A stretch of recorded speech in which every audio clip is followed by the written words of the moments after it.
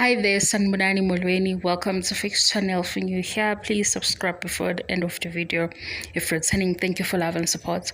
I appreciate you. Thank you. Siyaxoxa futhi i-episode yamakhumalo nobaba uMseleku la athi khona umuntu okuhloniphayo awumthatheli ikhanda ayakafiki. Kodwa ngicela ukukuxoxela nje siyahleba thina sobabili.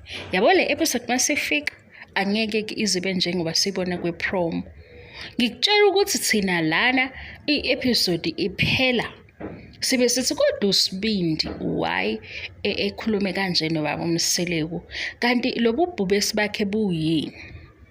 Ifiki episode uSibindi uthi baba sicela ukuthi makuzwa kusine uqale ufuna ukuthi inkinga zakhe yini before izinto uzithathela phezulu, because indlela owenza ngayo kuba ngathi awufuni ukuthi kube nokuthula. Lena oyithathe phezulu isuse phansi uSibindi lo. Kanti lapha yana kwi-promo uSibindi uthi kuMseleku ungayivuku yabo ungalobu ufuna inkinga as if ingane ikhomba umuntu omdala.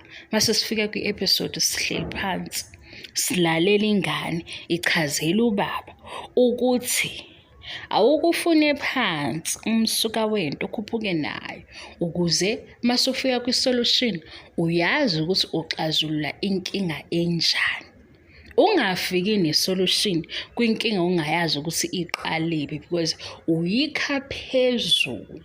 Yiba mdala-ke manje ifune lento ukuthi why umntwana wakho ube usomabhizinisi uney'mali unamakhosikazi awu-4 usunowesi-5 uzoba nokukhuluma okusakuthemba abantu bangaphandle kodwa wena ube ungumzali wakhe ngqo. Awuyihlanganise lento uyifune sakufuna into ebalulekile oyidingayo elahlekile. Uyabo kusho uSibindi ukuthi uza nenkulumo enjalo. Mhlambe okokuqala nqa sisibhubesi likhulumile into ekhona ngoba thina sithe silalele lo mntwana lo ngizothi umntwana ngoba nabo basho njalo babithi ababoni ukuthi ukhulile, right? Sisesilalele umntwana kwi-podcast mayikhuluma ngamabhizinisi ngathi mina hayibo. Ubaba wakhe engaba yimentho yakhe, yabo ubaba wakhe engaba naso strategy sakhe. Kule TV show bengamfaka kwizinto zokuthini indlu bowungayiklinanga, next season akakline indlu akupendwe indlu kube nomehluko because sikhathele ipage elilodwa lalo mntwana. Angithi sengiyasho nje siyadlula. Ngifuna ukuchazela ke lo ukuthi sifike silindele into kanje njengale episode ukuthi kahle kahle awusiboni kodwa siyakuhlonipha ngeke ifike ke injalo. Into ebengizoyisho ukuthi leyo episode ayakafiki omakhelwane sebeqamba amanga. Phela ngibuzile mina ukuthi how angithi la mabekhuluma eceleni umakhumalo usagqoka ingubo epink akayishintshe ingubo epink maye ngapha ila sibona khona ukuthi ubegqoke kanje. Ngithi mina angikhumbuli episode umakhumalo egqoke lilazaza lela likhuphula la phezulu engathi uyalikhipha ngomunwe. It's umuntu okuhloniphayo awumthathele ekhanda. Yazi sina episode ngikhumbulelana guys uma akakwazi ukuthi hawu ngiyaxolisa uma wabuza kimi ukuthi ukumthathela ekhanda kusho ukuthini. Zange ngizizwe sengi walking dictionary isiZulu sengitshela uma ukuthi usho ukuthi ungamthatheli ekhanda akambonisisi kahle okunokungamhloniphi unoku-undermine ngoba yena emhlonipha. Wathi uma hawu ngiyaqala ukuzwa lokho asengithi isiZulu manje wemanga ngisi njengoba iminyaka ihamba siyashintsha kube nezinye izinto ezifakelwayo kodwa zigcine seziba nayo i-meaning. Okungamthatheli ke ekhanda umuntu usuke ungamboni kahle usuke umkala angazi ukuthi ngesiZulu leso ke sakudala sithi ngqo kusho ukuthini. Phela nina guys uma uhleze ngigada leyo episode leyo promo ngayibona ngisekhaya uhleze ngigada ukuthi isiZulu sami ilesi esithi ngowakwaZulu, ngumZulu wakwaZulu.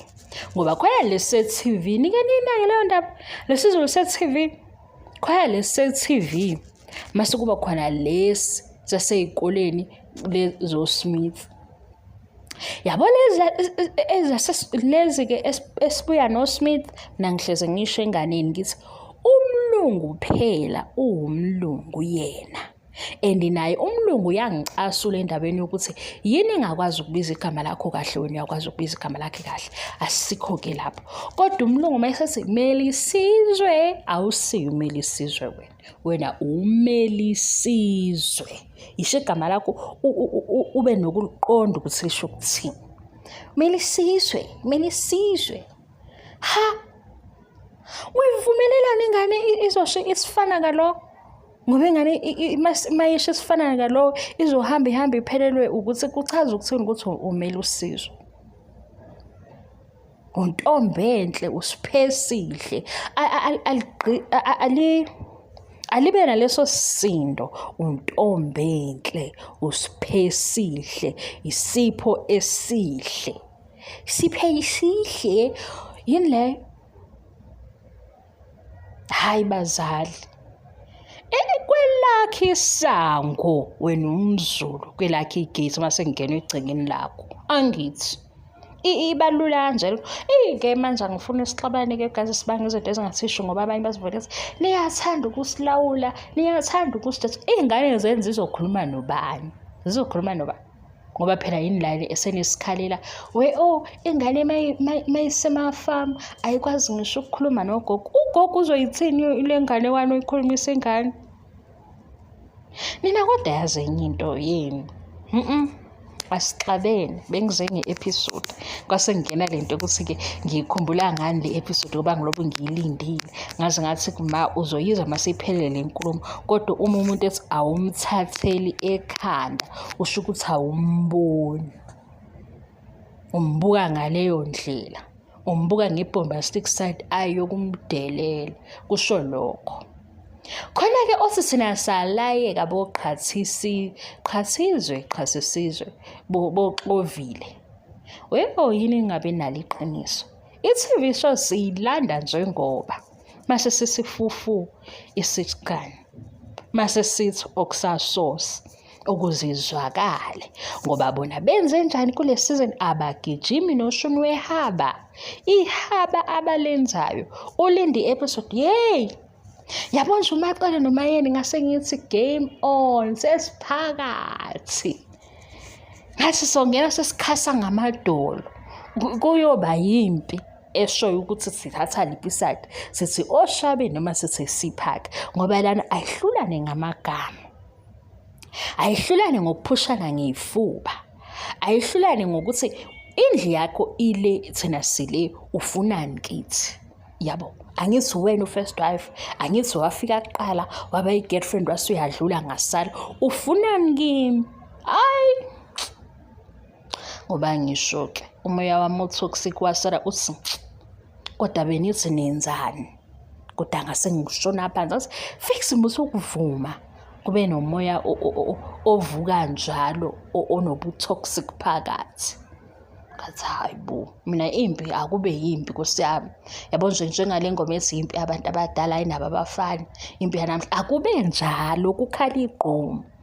Sizolungisa masidlulile episode. Ngiyadlala guys, i-TV show injalo, idrama iba naleyo nto. I-TV show ikufaka emzweni.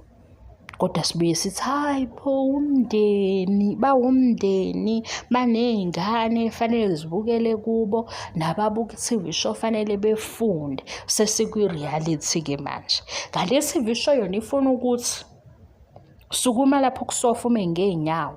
Uyabo? I-TV show ilokho ifuna ukuthi hayi ishintshane i-channel ngeke. Yabo, i-TV show, idrama. Kodwa yona idrama sayithanda sibe singayithanda. Njengoba nje idrama esenze ukuthi silinde ukuthi uMakhumalo ukhuluma ngani? Kwenzekeni? Like le edited version kaMakhumalo iza nani? Yofika episode. Yabo nje ngithi ngoba sizofika. Uma sifikile kuyoba nje mhlambe into eshiwo yabo yadlula kakhulu, sagcina sesingasasanga ukuthi hawu.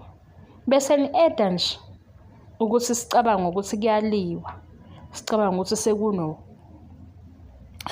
sekunokungaboni ngasolinye. Hhayi bo igazi mangingena endlini ngisane-energy sengihema kangaka. Baba yini ngiyanithanda ngothando lasemakade.